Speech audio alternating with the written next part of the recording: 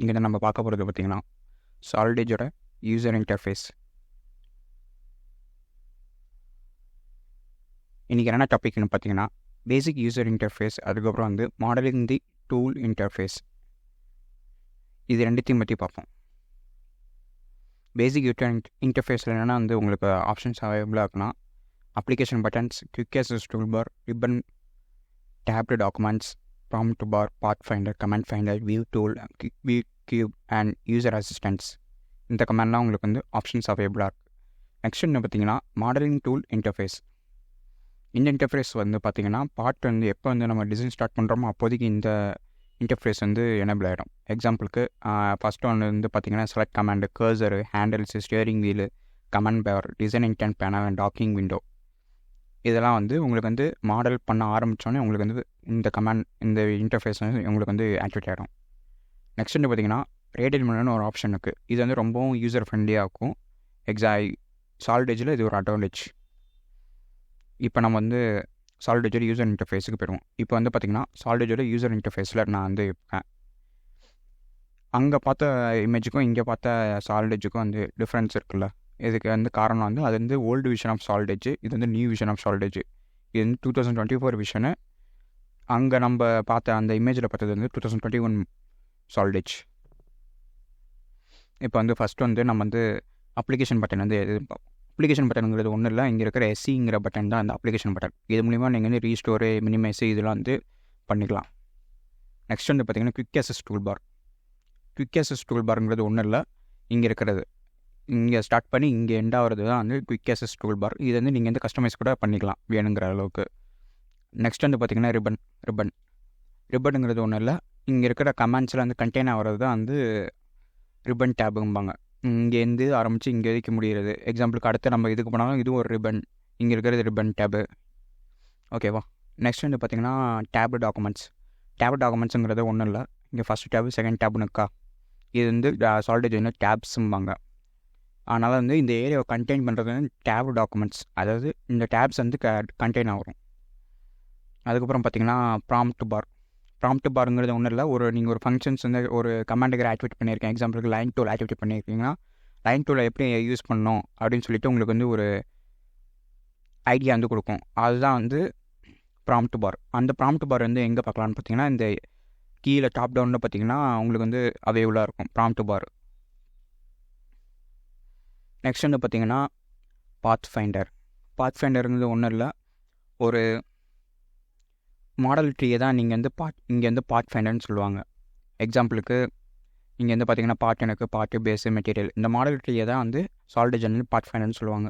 Next வந்து பார்த்திங்கன்னா command finder ஒன்றும் இல்லை, எப்பயும் போல தான் எல்லா இதுலேயும் அவைலபிளாக இருக்கிற மாதிரி தான் கமாண்ட் ஃபைண்டர். இங்கே இருக்கிறது பார்த்திங்கன்னா வந்து கமாண்ட் ஃபைண்டர். இது மூலிமா நீங்கள் வந்து லைன் டூல் இல்லை எந்த ஒரு டூலாக இருந்தாலும் உங்களுக்கு இங்கே விசிபிள் ஆகலைன்னா ரிப்பன் டேபிள் உங்களுக்கு விசிபிளே ஆகாத டூலெலாம் வந்து இதுலேருந்து நீங்கள் சர்ச் பண்ணி எடுத்துக்கலாம். நெக்ஸ்ட் வந்து பார்த்திங்கன்னா வியூ டூல். இங்கே இருக்குது பார்த்திங்களா டாப் டவுன்டா, இங்கே ஆரம்பித்து இங்கே வரைக்கும் முடிகிறது எல்லாமே வந்து வியூ டூல். எக்ஸாம்பிளுக்கு ஜூம் ஏரியா, ஜூம் இன்னு, அதுக்கப்புறம் ஃபிட்டு, அதுக்கப்புறம் இங்கெல்லாம் வந்து அந்த நம்ம வியூஸ்க்கு உண்டான எல்லா ஆப்ஷனும் வந்து அங்கே அவைலபிளாக இருக்கும். நெக்ஸ்ட் என்ன பார்த்திங்கன்னா கியூப் வியூ கியூபுங்கிறது ஒன்றும் இல்லை, இங்கே இருக்கிற கியூப் பார் தான். இது நார்மலாக வந்து எல்லா சாஃப்ட்வேரும் உங்களுக்கு வந்து அவைலபிளாக இருக்கும். அதே மாதிரி இதுலேயும் வந்து உங்களுக்கு வந்து அவைலபிளாக இருக்குது கியூப். நெக்ஸ்ட் வந்து பார்த்திங்கன்னா ரேடியல் மெனு எப்படி வந்து ஆக்டிவேட், ஒரு நார்மலாக வந்து சாலிடேஜ் வந்து ஆக்டிவேட் பண்ணுறது பார்த்திங்கன்னா ரைட் கிளிக் வந்து லாங் ப்ரெஸ் பண்ணிங்கன்னா உங்களுக்கு வந்து ரேடியல் மெனு வந்து ஆக்டிவேட் ஆகும். நெக்ஸ்ட் வந்து பார்த்திங்கன்னா நம்ம வந்து மாடலிங் இன்டர்ஃபேஸ் வந்து எப்படி இருக்குதுன்னு பார்ப்போம். நான் வந்து அதுக்கு வந்து டேப் 2 வைக்கிறேன்.